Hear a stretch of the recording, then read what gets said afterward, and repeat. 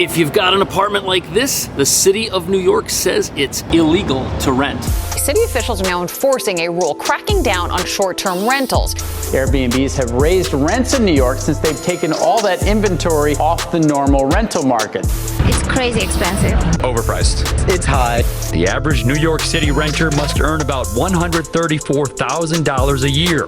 I just can't, rationalize spending $5,000 for a one bedroom.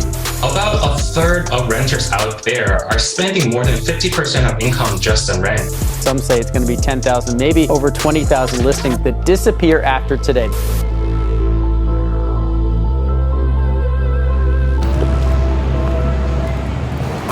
What's up, dude?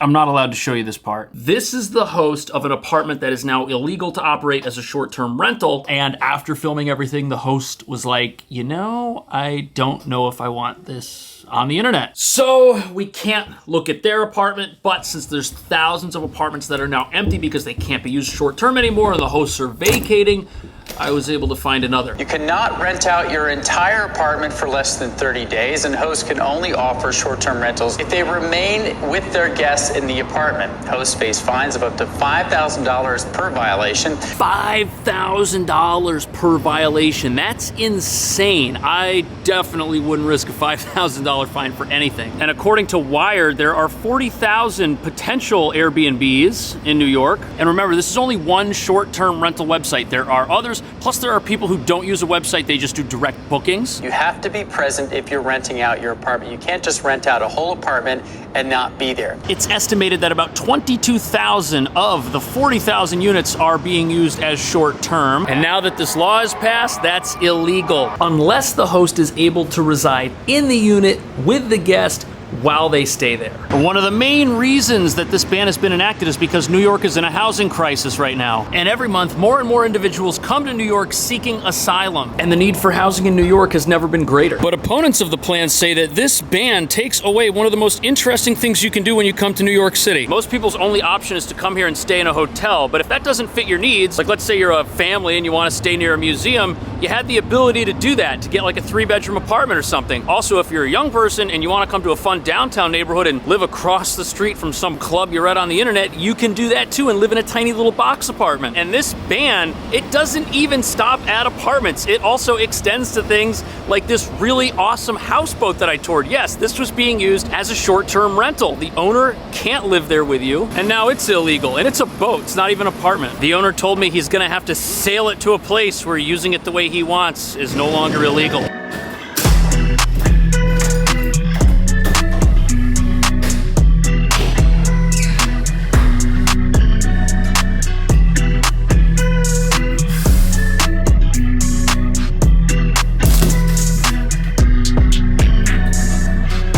So here we are in an apartment that was illegally being used as a short-term rental. And for obvious reasons, it is empty right now. And this is a 2-bed, 1-bathroom. Kitchen, bedroom number 1, bedroom number 2. And that's the bathroom.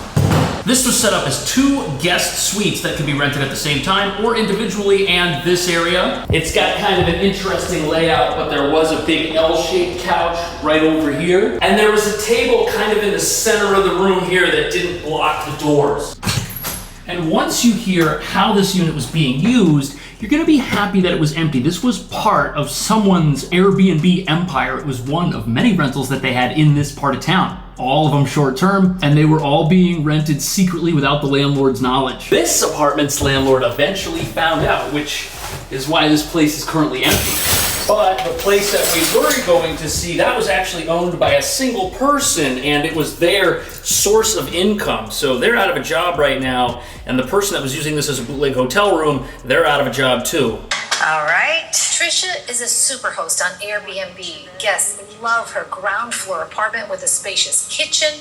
I did all the planting myself. Trisha lives upstairs. Now with the city striking down short-term rentals, this former dancer fears she will have to come out of retirement. Now, the place that we were going to see and this place, neither were occupied by the host. The place in this video, that's an apartment which is above somebody else's apartment. They own both. They're in this one, you can live in this one. There are quite a few people whose sole source of income or a legitimate portion of their income was related to renting something out that they own as a sole owner operator. And New York City really doesn't need people like that losing their job, possibly having to move, possibly not being able to afford the apartment they live in downstairs or another apartment somewhere else. They weren't running hotel empires, they were just using the resources at their disposal to make the best lives for themselves that they could. About 40,000 Airbnbs in New York, but rampant abuse. That's where hosts rented dozens of units as kind of shadow hotel rooms.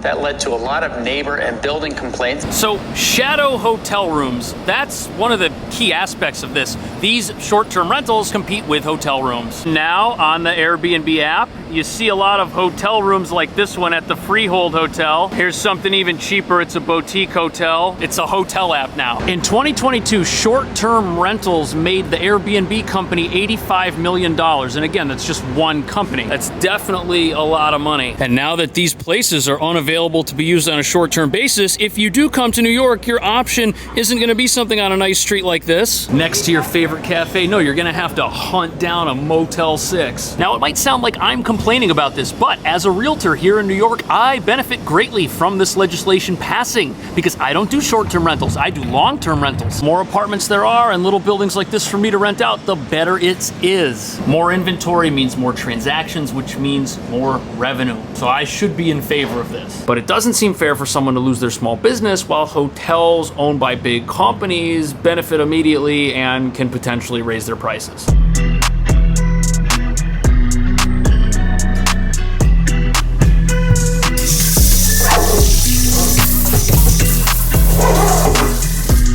Pressure seems decent. Look at this. We've got some interesting relics from this apartment's days as a makeshift hotel. Things might be a little tight, but everything opens completely.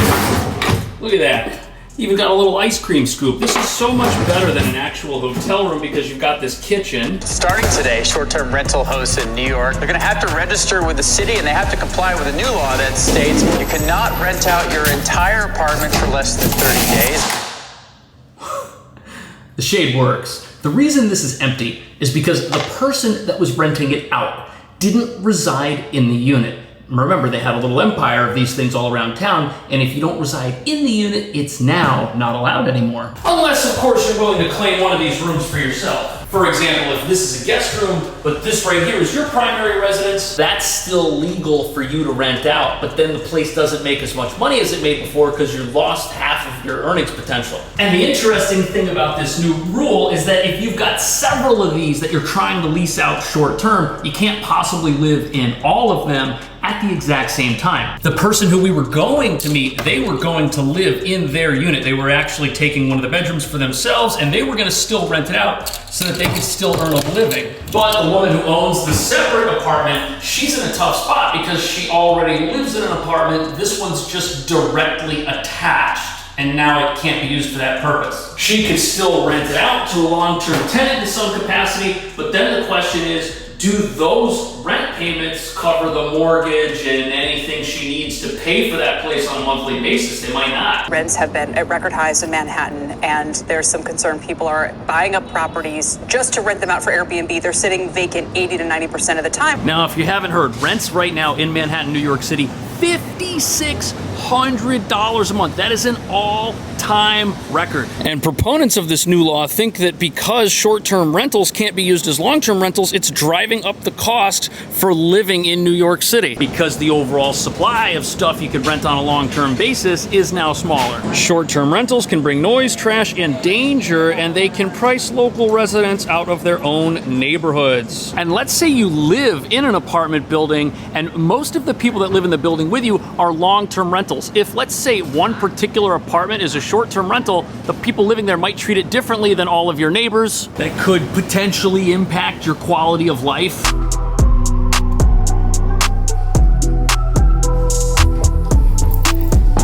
So this might not be a brand new building, but as you can see here, the trash area is very clean. It's well maintained for what it is. And if you have a lousy neighbor who's making a mess in an area like this, you'll probably see them again and be able to have a little chat, get them to shape up. but somebody who's only here for the weekend might not give you that opportunity. So it makes a lot of sense that people who might be long-term in a building like this would probably be happy that there's no short-term activity because it might make things tougher for them. Now, hosts say registration is almost impossible.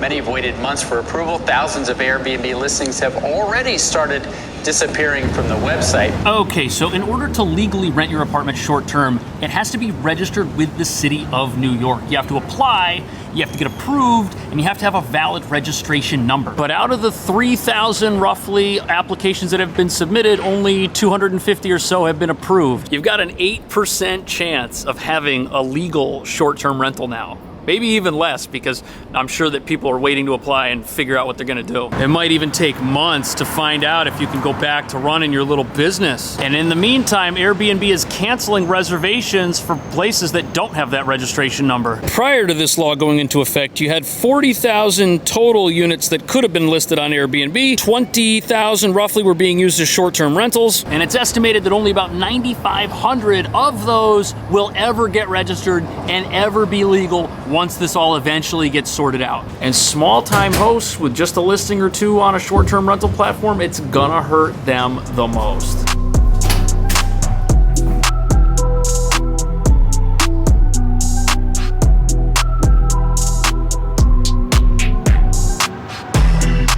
The view here is really good. And what's fascinating is that this is the second unit in this building that was part of a little bootleg hotel. And until recently, this wasn't a 2-bedroom that people who needed long-term permanent residency had any access to. Which makes me think that there's probably some validity to the argument that, you know, if you have these units and they're being used as hotels, they contribute to New York City's housing woes in some manner. And the reason I say in some manner is because this particular apartment, you know, it works as an apartment, but it's not that large. You've got a kitchen area and then this hallway area, but there's not really any room for a couch. We kind of have a table here, but it just doesn't seem like it would be big enough for the needs of somebody that maybe wanted to spend a lot of time here, raise a family. You can't really expand your life here. Well, you can, it just shouldn't come into contact with the gas pipe. Would someone make this their permanent residence? Absolutely, at the right price, but how long would they be here? 1 to 2 years max, I'm guessing. Now, to me, there is a big difference between one person who owns one place putting that on a short-term rental platform, but a landlord with an entire building like this, if they get in on the game, that's definitely gonna take like an entire building out of it for people who might wanna live somewhere. So the big question is this a bad thing for New York City, or is this a good thing for New York City? Is it just something that benefits hotels at the expense of the little guy? Let me know what you think. I will see you in the next video. Thanks for watching.